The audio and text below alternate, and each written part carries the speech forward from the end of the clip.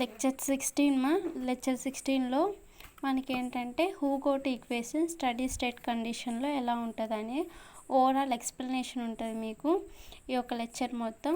First subsurface drainage, field drainage ఏమేమి control చేస్తుంది, అసలు ఎందుకు సబ్సర్ఫేస్ డ్రైనేజ్ అనేది మనం పెట్టుకుంటాము అంటే మనకి డెప్త్ ఆఫ్ వాటర్ ఫ్లోని కంట్రోల్ చేద్దామా first of all. And next salinity levels అనేది ఇంక్రీజ్ అవ్వకుండా డిక్రీజ్ అవ్వకుండా లెవెల్లో పెడుతుంది. అండ్ వాటర్ టేబుల్ కండిషన్ అనేది మంచిగా ఉంచిపెట్టేది, వాటర్ టేబుల్ రేస్ అవ్వకుండా ప్లాంట్ డ్యామేజ్ అవ్వకుండా చూస్తుంది. అండ్ ఎక్సెస్ గ్రౌండ్ వాటర్ ఏదైనా ఉంటే వాటిని రిమూవ్ చేయడానికి యూస్ అవుతుంది ఈ యొక్క ఫీల్డ్ డ్రైనేజ్ సిస్టమ్ కానీ ఓపెన్ డ్రైనేజ్ సిస్టమ్స్ కానీ. ఇక్కడ 2 types of drainage systems use చేస్తారు, అదేంటంటే open and field drainages use చేస్తారు. అండ్ ఇక్కడ డెప్త్ అండ్ స్పేసింగ్ అనేది మీకు ఆల్రెడీ నేను చెప్పాను కానీ మళ్ళీ చెప్తున్నాను. ఈ డెప్త్ స్పేసింగ్ అనేది 2 సిమిలర్గా ఉంటాయి.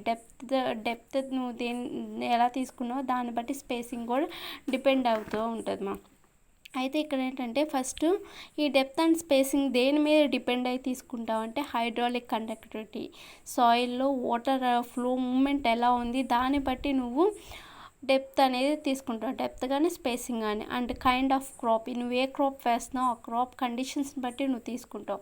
అండ్ నెక్స్ట్ సర్ఫేస్ డ్రైనేజ్ అంటే ఫ్లో మూమెంట్స్ ఎటు ఉన్నాయి, లెవెల్స్ హయ్యర్ లెవెల్స్ ఎక్కడ ఉండి లోవర్ లెవెల్స్ ఎక్కడ ఉన్నాయో దాన్ని బట్టి నువ్వు తీసుకుంటావు.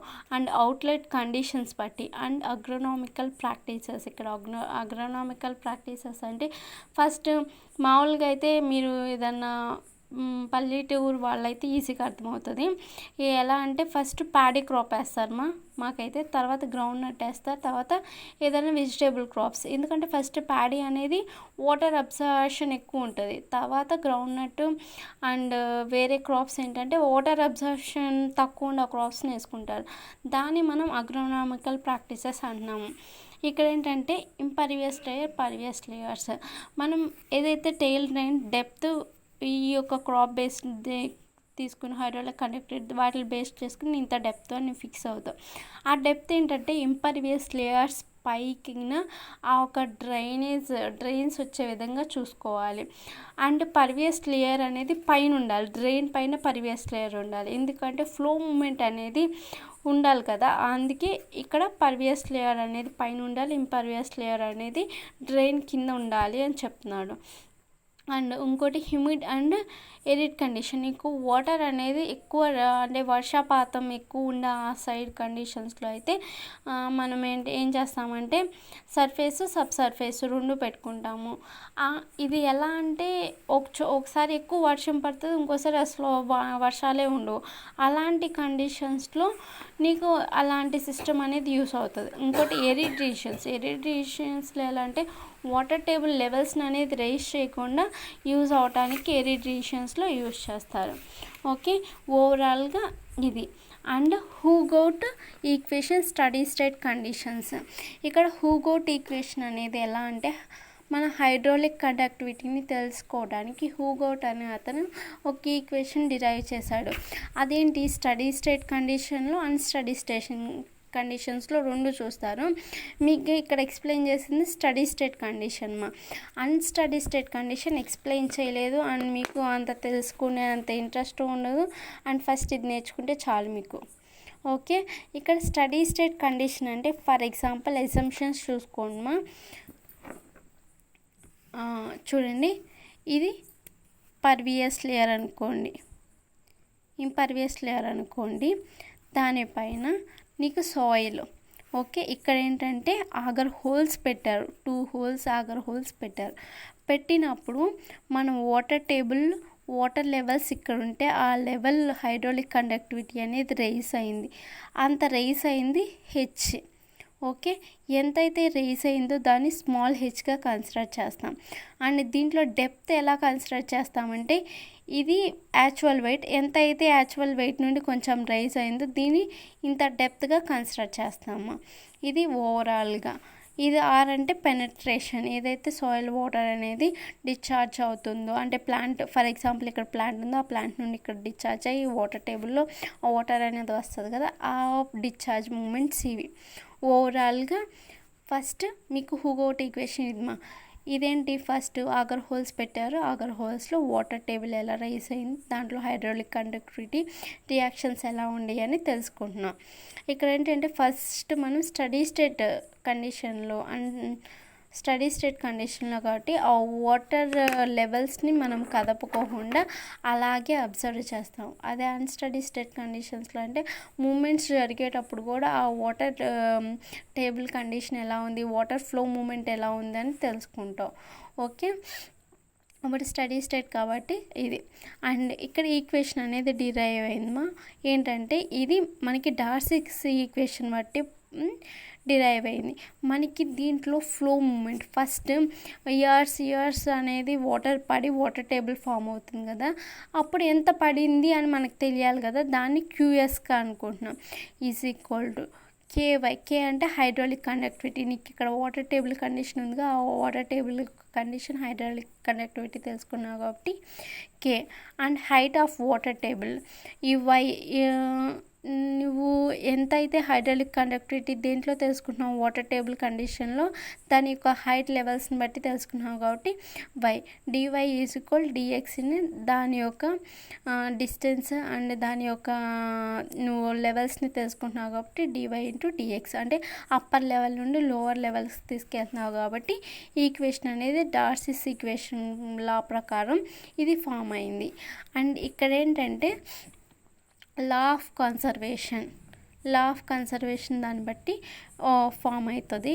ఇదేంటంటే దీంట్లో కూడా వాటర్ అనేది మనకి పైప్స్లోకి వెళ్తుంది. ఇది సబ్సర్ఫేస్ డ్రైనేజ్ కోసం కదా, పైప్స్లోకి వాటర్ ఫ్లో మూమెంట్ వెళ్ళినప్పుడు ఎంత వాటర్ అనేది వెళ్ళింది, ఎంత డెప్త్ అండ్ దాని స్పేసింగ్, దాని యొక్క డయామీటర్, దాన్ని బేస్ చేసుకుని ఇక్కడ ఈక్వేషన్ ఫామ్ అవుతుంది. ఫర్ ఎగ్జాంపుల్ ఇది ఉంది కదా, మనం దీంట్లో ఆగర్ హోల్ పెట్టాం, ఆగర్ హోల్లో ఇంత వాటర్ అనేది అంటే లైక్ వాటర్ టేబుల్లో ఉన్న వాటర్ అనేది నీకు క్యూఎక్స్ అనేది డిశ్చార్జ్ ఉంది. అంటే ఈ వాటర్ టేబుల్ ఫామ్ అవడానికి క్యూఎక్స్ అనేది డిశ్చార్జ్ ఉంది. ఈ యొక్క డ్రైన్లో పంపించినప్పుడు ఆర్ ఎంత రేట్ ఆఫ్ రీఛార్జ్ అయిందో అనే దాన్ని మనం ఆర్గా కన్సిడర్ చేస్తున్నాం. అండ్ హాఫ్ ఎల్ అంటే ఎంత స్పేస్లో ఆ వాటర్ అనేది ఫామ్ అయింది. And X is equal diameter of the drain యొక్క డయామీటర్ని కన్సిడర్ చేసుకొని మనం ఈక్వేషన్ అనేది ఫామ్ అయింది. అలా ఇది లా ఆఫ్ కన్సర్వేషన్ బట్టి ఈ ఈక్వేషన్ అనేది ఫామ్ అయింది. ఈ టూ డిశ్చార్జ్ ఈక్వేషన్స్ ఏం చేస్తారంటే ఇక్కడ ఈక్వల్ చేస్తారు. సేమ్ అయ్యే ఈక్వేషన్స్ ఇక్కడ ఈక్వల్ చేసినట్టు రాశాను. Okay, k y into d. ఈ యొక్క డిఎక్స్ అనేది ఇటు సైడ్ వెళ్తుంది ఇటు సైడ్కి వచ్చేసింది చూడండి ఇక్కడ. అప్పుడు ఈక్వేషన్ ఫామ్ అయింది. ఇక్కడ ఏంటంటే ఇంటిగ్రేషన్ అబోవ్ ద ఈక్వేషన్. మనకేంటంటే ఇక్కడ ఈక్వేషన్ అనేది ఫామ్ అయింది. ఇక్కడ y ఈజ్ ఈక్వల్ 0. ఇది అప్పర్ లెవెల్స్ నుండి అంటే వాటర్ టేబుల్ అప్పర్ లెవెల్స్ నుండి లోవర్ లెవెల్స్ చూస్తాము. y అనేది అంటే ఇది వాటర్ టేబుల్ అనుకోండి, ఇది ఇట్లా వాటర్ టేబుల్ ఇట్లా రైస్ అయింది కదా, ఆ వాటర్ టేబుల్ రైస్ అయినప్పుడు స్టార్టింగ్ పాయింట్ మనకి ఏదైనా ఇది అప్పర్ లెవెల్, y అనేది అప్పర్ లెవెల్ అనుకోండి, స్మాల్ y అనేది లోవర్ లెవెల్ అనుకోండి. ఇక్కడ ఏంటంటే మనకి ఏమున్నది కాబట్టి ఇక్కడ 0గా కన్సిడర్ చేస్తాము. అండ్ వైలో దీని యొక్క డెప్త్ తెలుసుకోవాలి కాబట్టి డీగా కన్సిడర్ చేస్తాం. ఇక్కడ ఎక్స్ అనేది ఎంత L/, అంటే హాఫ్ లెంత్ కన్సిడర్ చేసుకుంటాము. వాటర్ టేబుల్ యొక్క హాఫ్ లెంత్ కన్సిడర్ చేస్తాం, L/2 వేసుకుంటాం. అండ్ ఎక్స్ అనేది దాని యొక్క హైట్, ఎంత హైట్ అనేది రైస్ అయింది అని తెలుసుకుంటున్నాం కాబట్టి ఎక్స్ అనేది హెచ్ అనేది కన్సిడర్ చేస్తాం. అంటే వాటర్ టేబుల్ లెవెల్ కండిషన్స్ ఎలా ఉన్నాయి అని ఈ వాల్యూస్ అనేది వచ్చినాయి. ఓకే, దీంతో ఈ వాల్యూస్తో ఏంటంటే మనం ఇంటిగ్రేట్ చేస్తాం. ఓకే, ఇది చూడండి, ఈ కేవై డివైని మనం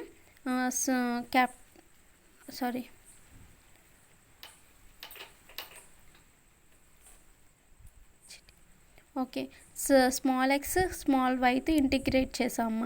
అది హెచ్డి అంటే ఫస్ట్ మనకి ఎక్స్ అనేది హయ్యర్ లెవెల్ అండ్ వై అనేది లోవర్ లెవెల్ కాబట్టి మనం ఇలా వేసాం. దీంతో హెచ్వై డివైతో ఈ యొక్క ఈక్వేషన్ అనేది ఇంటిగ్రేట్ చేస్తాం. ఇది L/2 జీరోగా ఇంటిగ్రేట్ చేస్తాం. దీంతో ఈ యొక్క వాల్యూతో దీన్ని ఇంటిగ్రేట్ చేస్తాం. ఇలా ఇంటిగ్రేట్ చేసిన తర్వాత ఇక్కడ కే అనేది కాన్స్టెంట్ అవుతుంది. కాన్స్టెంట్ అయ్యేసరికి కే అనేది బయటకు వచ్చేస్తుంది. అప్పుడు k into integration of h/d y into dy అవుతుంది. క్యాపిటల్ Y ఇంటూ డివై అవుతుంది. అండ్ ఇక్కడ కూడా కాన్స్టెంట్ అనేది ఆర్ ఉంది. ఆర్ అనేది కాన్స్టెంట్ వాల్యూస్ బయటికి తీసుకెళ్తున్నాం. అండ్ L/2 దీన్ని ఇండివిజువల్గా ఇంటిగ్రేట్ చేస్తాం. ఓకే, దీన్ని ఫస్ట్ ఆర్ ఇంటూ L/2ని L/2 ఇది ఇంటిగ్రేషన్ అనేది అప్లై చేసాం దీనికి. అండ్ మళ్ళీ ఈ ఇంటిగ్రేషన్ అనేది x ఇంటూ డిఎక్స్కి అప్లై చేస్తాం. ఇది సపరేట్ చేస్తాం. ఓకే, ఇలా సపరేట్ అయిన తర్వాత ఈ ఇంటిగ్రేషన్ అనేది లాగరిథం ఫామ్లోకి వెళ్ళినప్పుడు కాన్స్టెంట్ వాల్యూ అలాగే ఉంది. ఇక్కడ ఇంటిగ్రేషన్ అనేది లాగరిథంలో ఫామ్ అయినప్పుడు ఇది ఈక్వేషన్ ఇది మీరు లాగరిథమ్స్ ఇంటిగ్రేషన్స్ చదువుకున్నప్పుడు మీకు ఇలా ఫామ్ అయింది అని తెలుస్తుంది. లేకపోతే ఒకసారి చూడండి, మీకు తెలిస్తే ఇంటిగ్రేషన్ లాగరిథంకి ఈ ఫార్ములాలో చేంజ్ అయినప్పుడు ఇలా వస్తుందా రాలేదని ఇలా ఫామ్ అవుతుంది. అప్పుడు y²/2గా ఫామ్ అయింది. ఇది గుర్తుపెట్టుకోండి. మీరు ఇంటిగ్రేషన్స్ తెలియని వాళ్ళు, తెలిసిన వాళ్ళైతే ఒకసారి వెళ్ళి ఫార్ములాని చూడండి. తెలియని వాళ్ళైతే దీన్ని బండ గుర్తుగా పెట్టేసుకోండి. y²/2 ఇంటూ లాగరిథం అనేది మనకి h/dతో చేస్తాం ఈజ్ ఈక్వల్. ఇక్కడ మనకి ఏంటంటే ఫస్ట్ ఆఫ్ ఆల్ ఏదైతే మనకి కాన్స్టెంట్స్ ఉండే ఆ కాన్స్టెంట్స్ తీసేసిన తర్వాత దీన్ని సపరేట్ చేస్తాము. ఈ లాగరిథంని దీంతో సపరేట్ చేస్తాము. అండ్ ఈ యొక్క లాగరిథం అనేది ఈ ఇంటిగ్రేషన్ అనేది దీంతో ఇంటిగ్రేట్ చేస్తాము. దీన్ని సపరేట్గా ఇంటిగ్రేషన్స్ అనేది ఇక్కడ చేసామమ్మా. ఓకే, ఇది సేమ్ ఇక్కడ మనం సేమ్ ఈ వాల్యూని ఇక్కడ దించాము. అండ్ ఆర్ అనేది ఇక్కడ ఇంటిగ్రేషన్లో ఉన్నది లాగరిథంలోకి చేంజ్ అయింది. ఈ లాగరిథంలోకి చేంజ్ అయ్యేసరికి L/2 లాగరిథంలోకి వచ్చేసరికి ఈ ఎక్స్ అనేది డిఎక్స్ అనేది ఎక్స్గా చేంజ్ అయ్యింది. ఇదంతా ఈక్వేషన్స్ ఈక్వేషన్స్. మళ్ళీ మీకు ఇంటిగ్రేషన్స్ లాగరిథమ్స్ నేను చెప్పలేను, అందుకే డైరెక్ట్గా ఇలా ఫామ్ అయింది అని చెప్తున్నాను. డిఎక్స్ అనేది ఎక్స్గా మారింది ఇంటిగ్రేషన్ నుండి లాగరిథం మారేటప్పుడు. దేంతో L/2తో లాగరిథం అనేది జరిగింది. L/2 అండ్ 0తో లాగరిథం మైనస్ ఇది dx ఇంటూ డిఎక్స్ అనేది x²/2 ఇక్కడ అయింది కదా.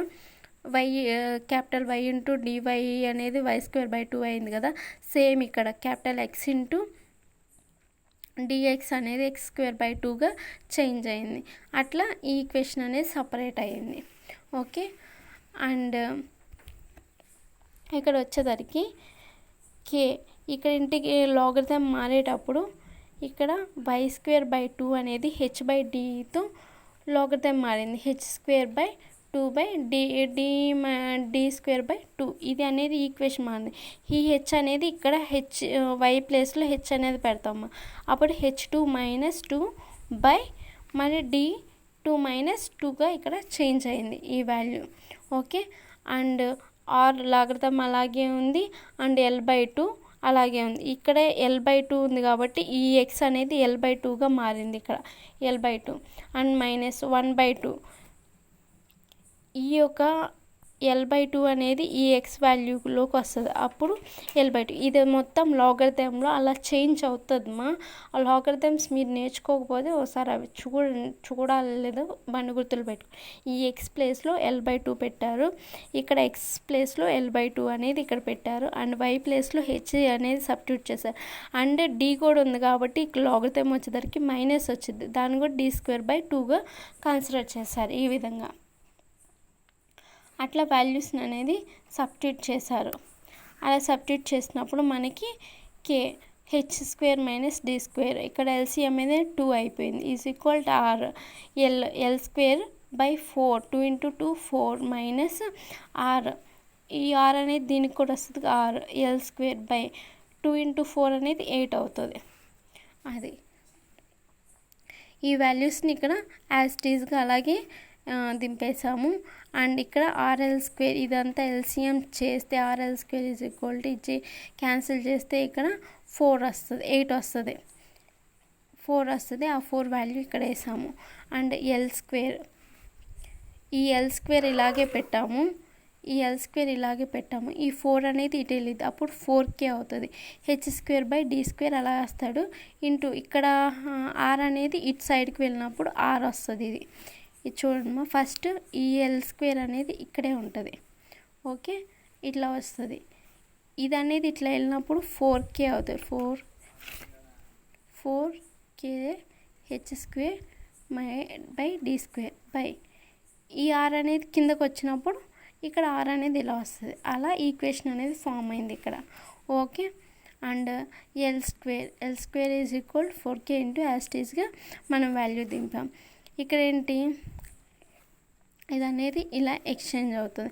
ఎక్స్చేంజ్ అయినప్పుడు ఆర్ వాల్యూ వస్తుంది. ఆర్ అనేది ఏంటి, మనకి రేట్ ఆఫ్ ఫ్లోని మనం క్యూ అనుకుంటున్నాం కాబట్టి మనం ఇక్కడ క్యూగా కూడా కన్సిడర్ చేస్తున్నాం.